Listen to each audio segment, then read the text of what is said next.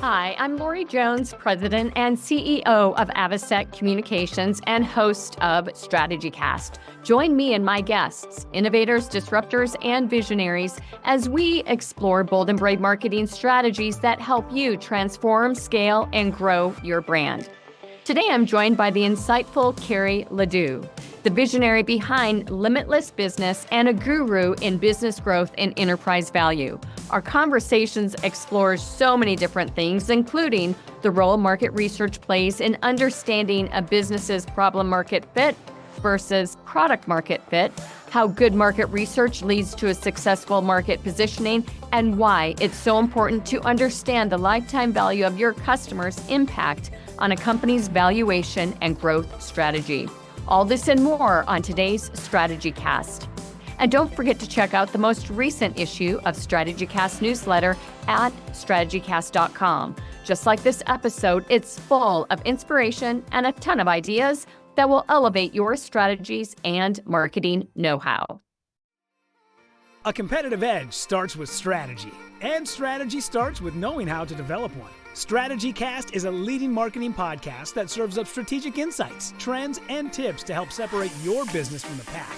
Tune in weekly as host Lori Jones interviews bold marketing leaders who have priceless wisdom and are willing to share. Each episode explores cutting-edge approaches that have proven instrumental in transforming brands into industry trailblazers.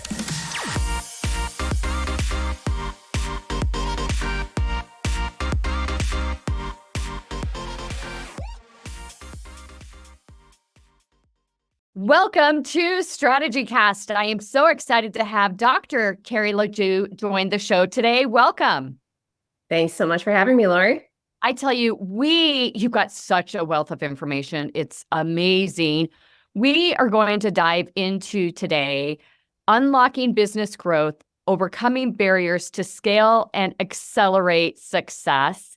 Tell us a little bit about your background and really what drove you to work in such a tight-knit area that makes such a big difference for so many founders and entrepreneurs out there today. Yeah, happy to do that. So for most of my professional career, the bulk of it, I have done a lot of intensive work coaching people on leadership and peak performance training. So leaders who are really ambitious and just like want to take their life, their business, and things to the next level. And that is super, super fulfilling work for me. But one thing that I was noticing in doing the work with business owners was that, you can transform their company culture, you can transform them and their leadership team, but many of them had exit on the horizon. They were 2, 3, 5 years out, and their company value wasn't what it needed to be. And they didn't know how to solve this problem. And there was a pretty big gap that we saw in terms of services and how to help them solve this problem. And I thought, well, here I'm doing all this, leveling up work with people. But for those of us who are owners, most of us are relying on the sale of our business. We took the path less traveled. We don't have the cushy, 401ks and some of those other options out there, right?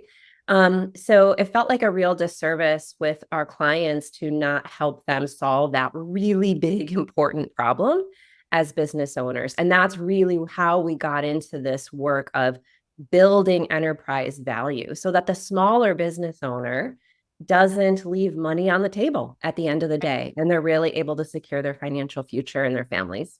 Yeah, I love that. It's such an important topic because, as you know, we handle the communications and the marketing and all those pieces. And if these pieces that you're talking about aren't in place, it makes all of that very, very difficult, which is one of the reasons why I wanted to talk to you and have you share your insights with our guests today. Thanks for that. Yeah. So what's interesting about thinking about business growth through valuation or building company value is that it's a both and solution. So business owners are constantly trying to figure out how to grow, right? How to drive revenue, how to get bigger, how to be successful. But it doesn't have to be one or the other, right? So when you really like what we teach and advise people on with building enterprise value, it's just a lens. If you use that lens and you know what valuation is comprised of, you do both. You solve your current business challenges now, the ones that are driving you absolutely crazy, while at the same time building value. Why would you not want to do that? Absolutely. I completely agree. And we're you speak nationally on the 8 drivers that unlock growth. We're going to get there in a minute, but one of the precursors to all of that is research. It's huge. And I might even say 10 out of 10 owners that I talk to are missing the target market research that I mean, it's probably 10 out of 10, honestly. Next to they run out of money, research is the number 2 reason why businesses go out of business. Research. Yeah. So not conducting it properly, right? So get the data that they need. Yeah, it's really interesting because I think as owners, we get to know our clientele. And so we think that we know the industry, right? Like we feel like we've been at this for decades and like we know the industry and we know what our people want, we know what they need. But the truth is that working with people is different, very different than actually conducting research. Your gut instinct, it's like, get the data, like you have the instincts, but verify, and the market forces changes so quickly that what your people wanted or needed 5 years ago is not the same thing they want or need today. Right. And so it's like this constant process that we have to do within our businesses, actually using research methodologies to get this information. And a lot of small business owners just don't realize that. They don't know that that's like part of the job that needs to be done. Well, they do, and or they don't rather. And part of the issue I would also say is the quality of research that the marketing team, whether they be internal, external, or a combination of the two, is provided. I mean, it's one thing if you've got a strategy team and comprised of marketing and product and sales, perhaps product development, but quite often that just isn't the case, and the information that we sales and marketing teams work from is not correct. Yes. So, like mediocre in, mediocre out, right? Bad info in, bad info out. And so we have those conversations. I mean, you're in this field, right? So how many people feel like they've been burned with their, whoever they've hired to do marketing before. Like, we've all been there, okay? But the bottom line is like, I really try to shift owners thinking about this. It's like, well, what did you give them to work from? Again, when you went to complete that onboarding form and give them all the information that they needed to run your campaigns and rebrand you or whatever those marketing and advertising efforts were, you were going on instinct, right? You were just going from here. You weren't actually drawing from, let's say, transcripts of sales calls, qualitative interviews, quantitative data in the marketplace that you secured, all those different data points. And so that really hinders the ability of the marketing partner, if external or your internal team. And then it's like this group think thing that's happening in terms of like, guessing about what people want and need. And it just doesn't get results. I think one of the other big reasons, you and I talked about this in our pre-show discussion, is that people chase revenue, not realizing that the lack of revenue is a symptom of a problem that they quite frankly haven't clearly defined. Yes, absolutely. It is a symptom of a deeper problem. And that's when you end up, when you don't solve for that and get to the root cause, you're kind of hopping around, or you're either like abandoning campaigns too early, or you're hopping around from like marketing company to marketing, company, thinking that it's everybody else's fault. Yeah. Let's be really honest about that. When the truth is that you have not figured out, the root cause, which is probably like positioning, offer, branding, how distinct are you, right? All of those things we see problems here every single day when we're meeting new potential clients. It's so interesting. I had a discussion yesterday with Tim Hillison. His show is going to be airing shortly after yours. And he was talking about the fact that a lot of companies don't take time with problem market fit. They skip directly to product market fit. And this is what you're talking about here as well. It's the research, it's the insights to really understand what the problem is that you're solving in the marketplace so that you can go at it with the right information, the right sales goals, the right product. I mean, the right marketing, the right messaging, all of that. Yeah, exactly right.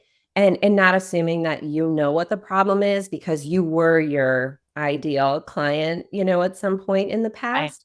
It is very different. That's your own experience and your one worldview cannot be in the past, cannot be generalized to an entire group or segment of people in today's market. Right. Right. So I mentioned a moment ago that one of your focus points on a speaking, you speak on a lot of different topics, but one of them is the 8 drivers that unlock growth. And this happens to tie into part of your company's process as well. I'm going to go through the 8 drivers, and then we're going to dive into a few of them. Financial performance, which we've talked about, growth potential, the Switzerland structure. What's that real quick? Yeah. So if you think about the country of Switzerland and how they keep themselves, I guess, safe in the wider world, is they're neutral, Ah, right? They reduce risk by staying neutral. It's that same idea. So making sure that your company is not over reliant on any one employee or supplier that's great. and or customer. Yeah. And so the revenue share that that your customers are making up. And then for owners, this is a big one, that employee could also be you. If the company is overly reliant on you, that makes your company, unfortunately, a huge risk Yeah. to a potential buyer and really hurts your overall value. Yeah. I think a lot of marketing firms are in that boat. The valuation teeter-totter, reoccurring revenue, the monopoly control, customer satisfaction, and hub and spoke. So you, by the way, listeners, you can and viewers, you can get a lot of this information on Carrie's LinkedIn page, by the way. But we've chosen a few that we're going to chat through today. And the first one is monopoly control and company value. Yeah. So this one is, so aligned to that market research piece, right? So monopoly control is really about how truly different is the product or service that you are providing. And in today's world, it's really challenging to be truly different, unless you are a really innovative, disruptive kind of technology, you are selling a product or service that could be considered a commodity. So what we have to do in this case is figure out that positioning of how what you do and how you do it is unique and distinctly different, you Right. know. So that's really key. And again, that's where you can only do that if you're willing to put in the time and the effort to do really good market research. Yeah, I agree. Those points of differentiation, we talk a lot about points of parity and points of differentiation. And hands down, 9 out of 10 teams that we speak to are focused on POP. The table stakes that it takes to even be considered a viable option, and they really haven't been able to move themselves because they don't know any better to that unique distinction. We believe that positioning leads to differentiation, which leads to distinction, Right. and those 3 things are completely lost. Yep. And we would agree on all those points. And it's one of the first things that we start doing with our clients is taking them through this process, because at some point we are going to refer them out or connect them, to one of our agency partners. And if what they would provide an agency isn't there yet, again, like bad in, bad out, Right. we actually work with them on this process before they ever, contract with a new marketing agency, so that agency can be successful and Right. actually get them some results. Well, you're actually elevating the importance of marketing, which I love so much about what you've said. And let's face facts, it is difficult for marketers to truly understand if the product is viable or not. One of our litmus tests is the amount of money that they've been able to raise. Because that means that they most likely have some good market research at the table. But that's not always the case either. We've seen a lot of incredible companies with big raises still not succeed in the market. Absolutely, it happens all the time. Yeah. Or if they were successful for a certain period of time in a certain context, it's not translatable into a wider scope, Yeah. to really penetrate the deeper market. Yeah. Now, reoccurring revenue is key. We talk a lot about ARR with our clientele as even one of the interview questions that we have to determine whether or not we feel that we can scale them from where they are. Talk to us about the importance of this and really the lens in which, you know, not just people investing in the company, but individuals who might be interviewing for a position in the company, how important this number one question is.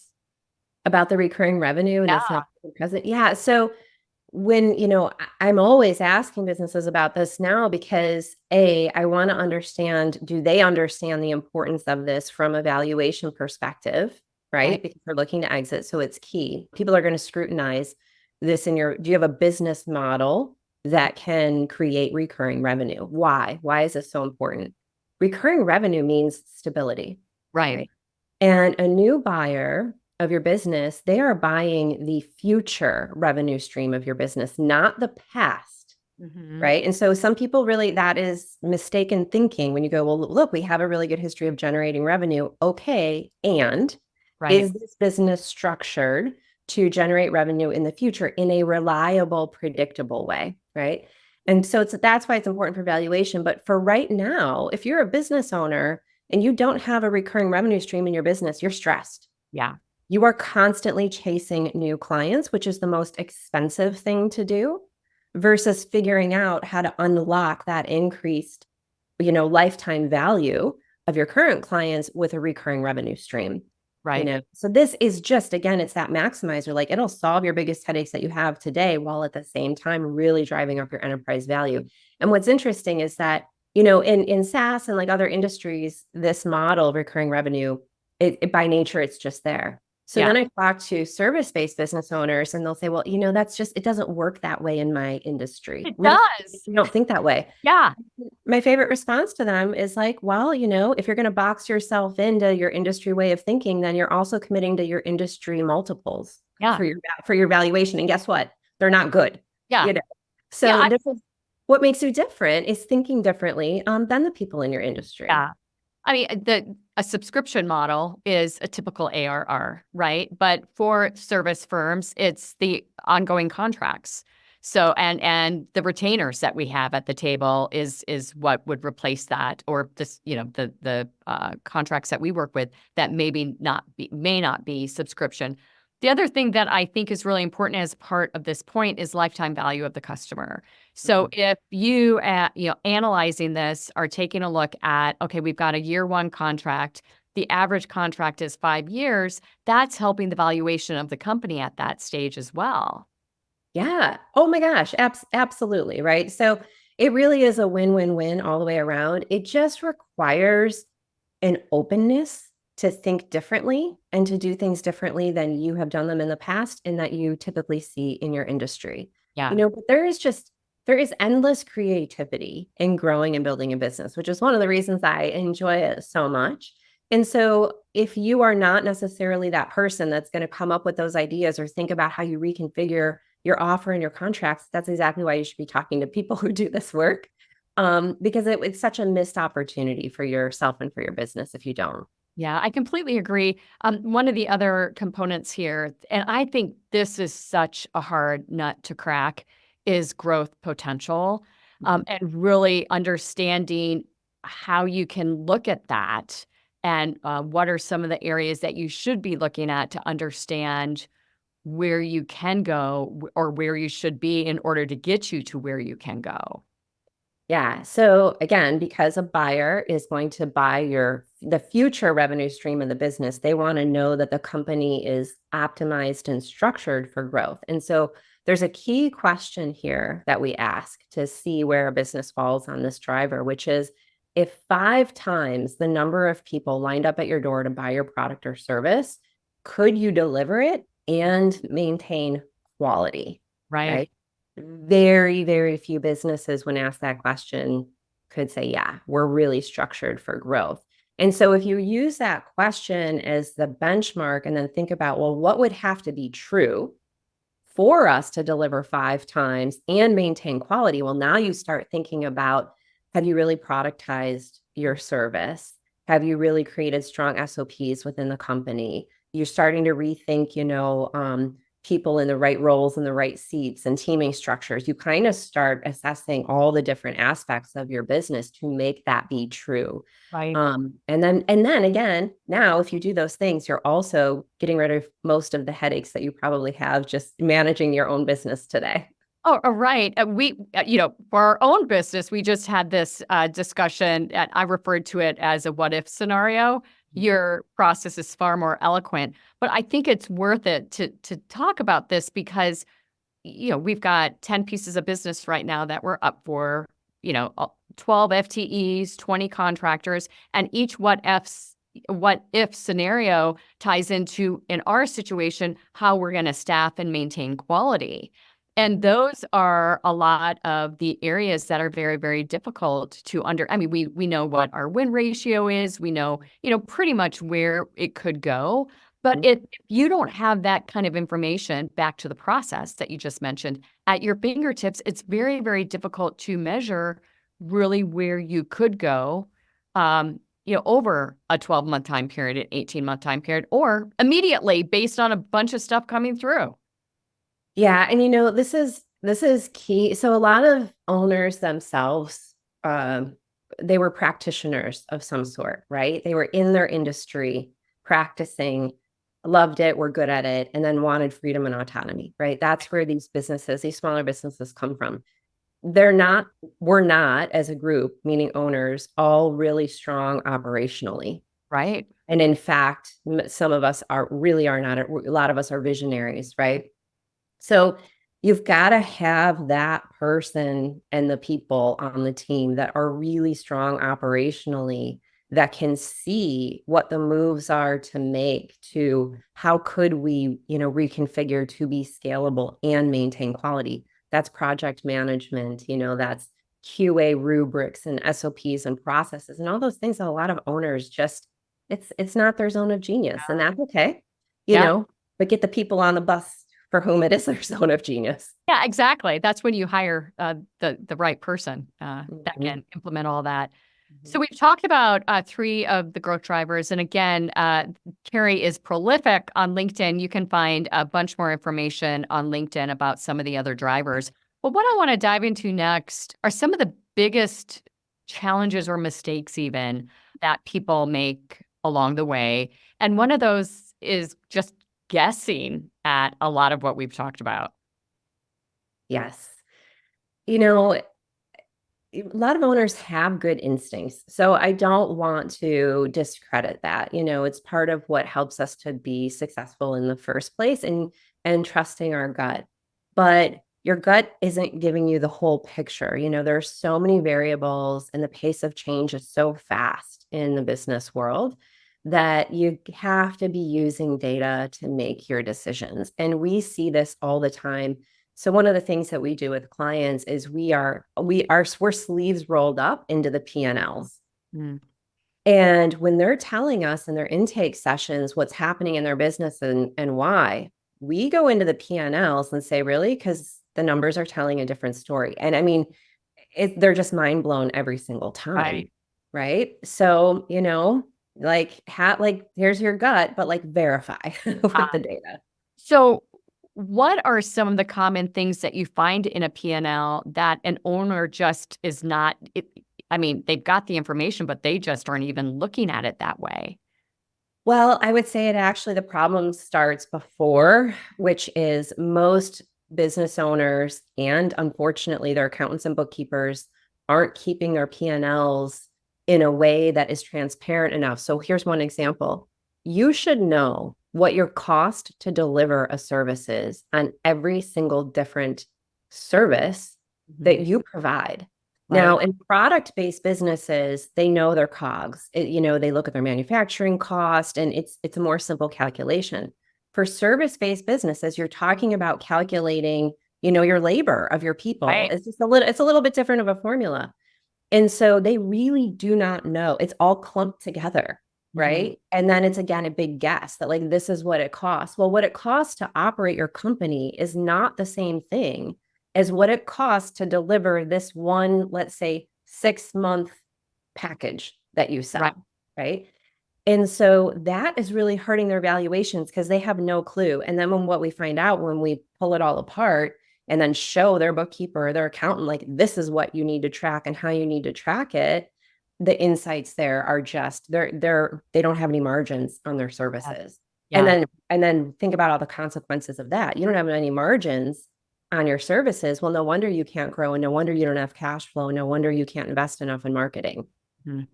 Yeah. And they didn't even know it. Yeah.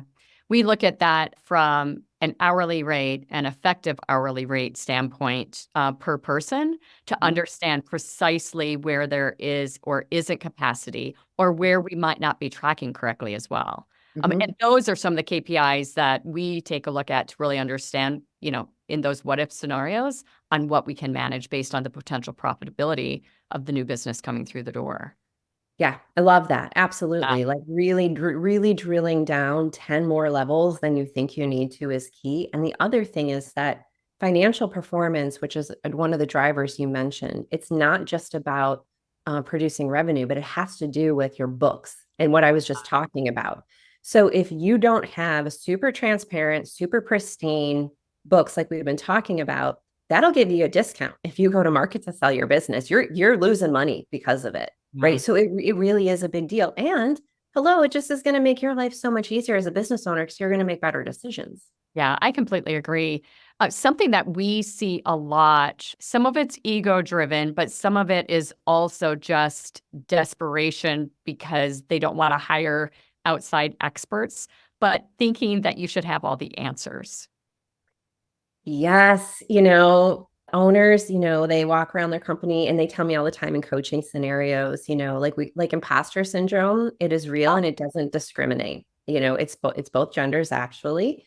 And for some reason, they've grown up to believe that because they're the owner of the company, that they should like know everything. But then when I say to them, do you really believe it's possible for any one human to be an expert in every single domain? They're like, well, no, absolutely not. It's like, well, then why do you think you should be? Yeah. You just be okay with the fact that you are great at this, and this, and accept that you're going to have knowledge gaps and skill gaps because, hello, you're human, right? Right.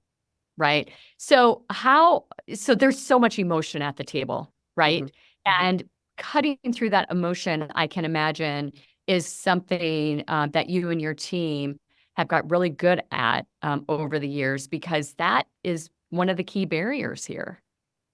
Yeah. And so, we kind of filter for that on the front end. I mean, I'm very forward with people that this is it's going to be invasive in the sense that, like, we are going to look at your books. It's very different than like a business coach, right? Who might not ever look at any of your like financial history. It's night and day. You're going to have to peel back the layers and really let us inside because we can't really help you if we don't truly know what's happening. And so that can feel scary for owners, right? To let somebody from the outside in. But then what we find out is that they've been craving really a safe place and a safe person or Right. people that would lead them. We all feel really lonely as owners at times. We're carrying the weight of all of the decisions and wondering, was that a good decision? Was that not? Well, by letting us in, you don't have to carry that weight and that burden on your own anymore, right? Now you get to share it with people. And what we hear a lot is that they feel like, oh my gosh, I feel like I just got a business partner. We're like, yeah, you did, without the salary of having another partner, right? Well, it's like you're automatically a part of the board. I mean, that's how I would look at you in that situation. That's how vitally important having a firm like yours at the table is. What percentage do you believe of companies that need your support as an industry are actually out there using a company like yours? I mean, I think every owner, I don't care what industry you're in or what stage of business you're in, you need to have some kind of mentorship and guidance. And what that looks like throughout the history of your business is going to change. Yeah. Who that person is and what those needs are, right? If you are a startup, you need something very different. Can our advisors support startups? Yes, they've started a bazillion companies themselves, right? But go to somebody who's going to focus on the startup phase, and like that's all they're going to do all day every day. right? If you're in the scaling phase, that is, your needs and your problems change, right? So you want to make sure that you're matching kind of your needs with the right support.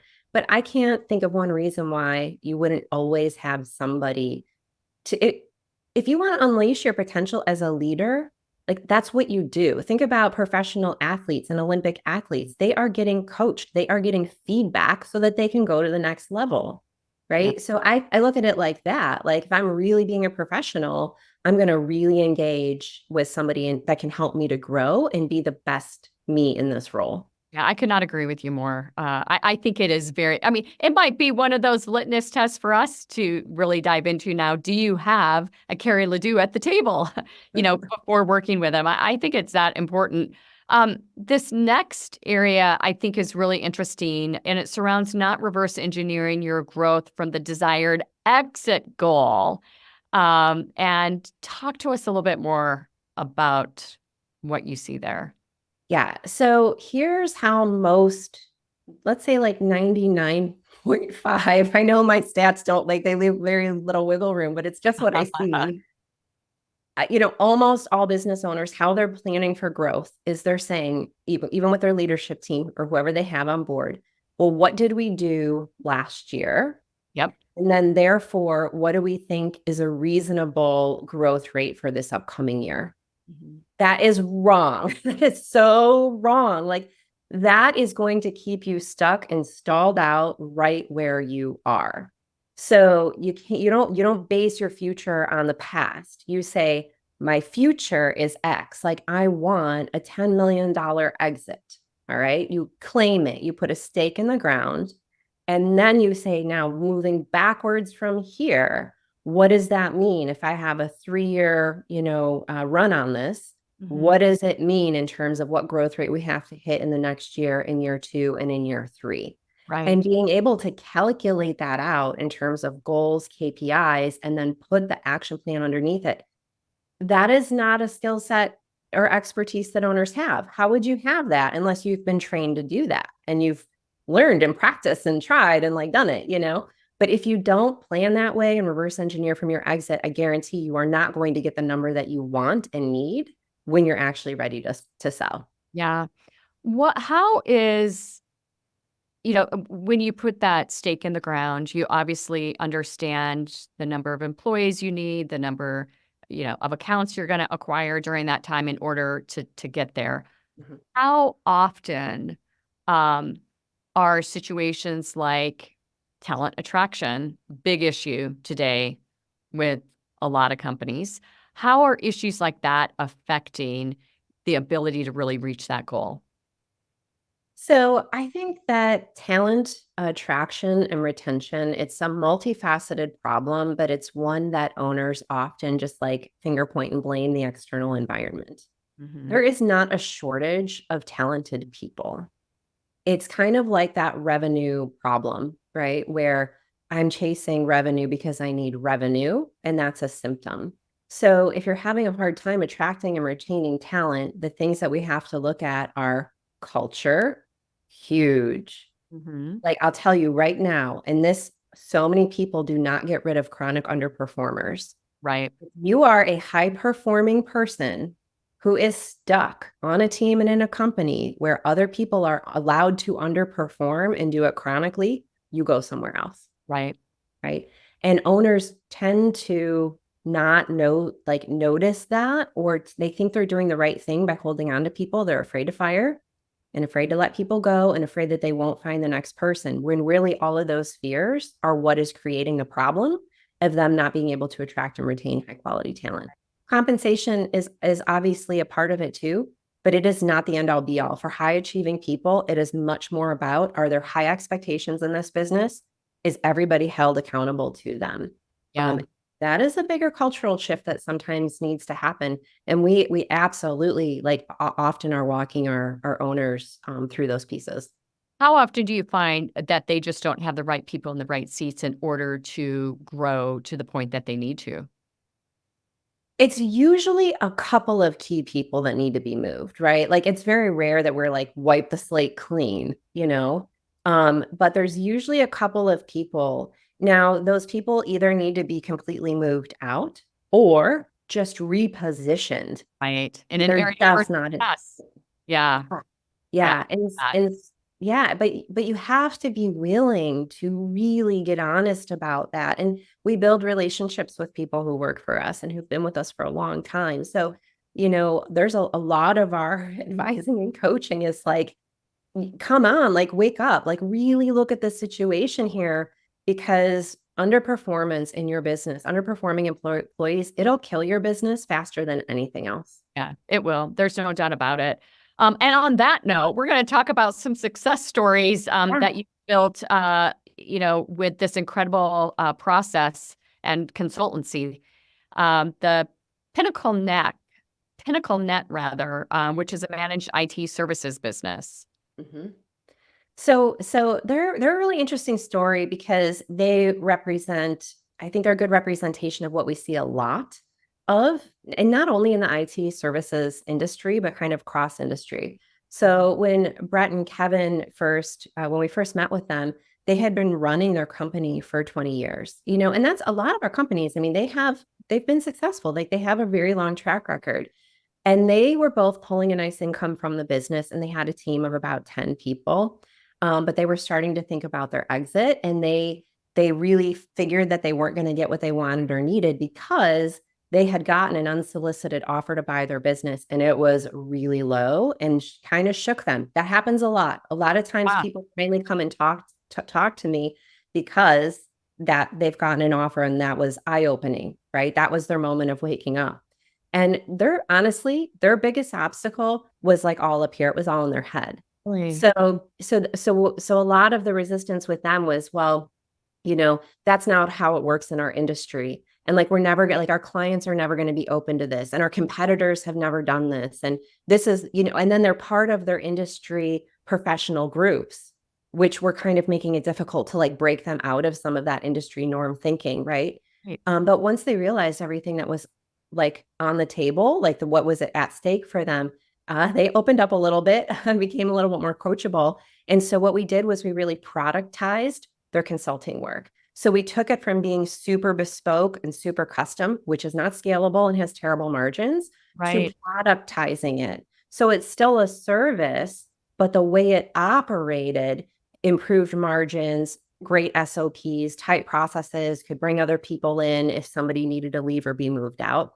That was a key move, really, really impacted their gross margins, got them going in terms of like best practices and lead generation. So we got them off of the referrals and trade shows kind of a thing and actually into digital marketing. And so then their revenue just really kind of started to take off. So they went on, they had a great exit, and they've been, I think, golfing and fishing for the last couple of years after their exit. Well, and what I love about that is it provides marketing a better platform to work from instead of, that sea of sameness with, all the consultancies that are out there doing what they were doing. It's just it sets marketing up to succeed in that situation. It was key. And when they were bringing to the table their mindset of like, well, we've done that before, we've invested before, and we didn't get an ROI. And it's like, yeah, because you sound like every single other person in the industry, right? Yep. So that was, again, and that was foundational. And some of the very first work that we did was the market research, was the repositioning, was the unique methodology, was repackaging and repricing the services. Yeah. And we see it over and over. You follow this process, it's a recipe, and then you can see the revenue start to really take off, and growth rates that they really didn't think were possible. Yeah. And that's what all of you have to look forward to as well. Carrie LaDue, incredible conversation today. Any last pearls of wisdom for our listeners and audience before they go about their day? Yeah, tomorrow's promised to no one. So thinking that you've got 5-10 years to figure this out is making your business and your future, it's putting it at risk, right? So the time to be planning for your exit was actually yesterday, right? I love it. It's incredible. What is the best way for our audience to get in touch with you? I would say definitely go to our website, limitlessbusiness.com, just like it sounds. We have awesome free resources on there, great tools. You can kind of assess your business on your own, get some good data, get to know us a little bit better, book a call if that feels like a good next step to you there. So tons and tons of great info there. Well, that's great. And if you want to get a hold of me, please email me, Lori@avocetcommunications.com or Lori@strategycast.com. And don't forget to sign up for the StrategyCast newsletter while you're there as well. Carrie LaDue, thank you so much for your appearance on StrategyCast. Thanks, Lori. It's been a pleasure. That's a wrap. Thanks for joining us on today's show. We hope your strategic brains are spinning with new ideas and bold inspiration that will elevate your strategies and marketing know-how.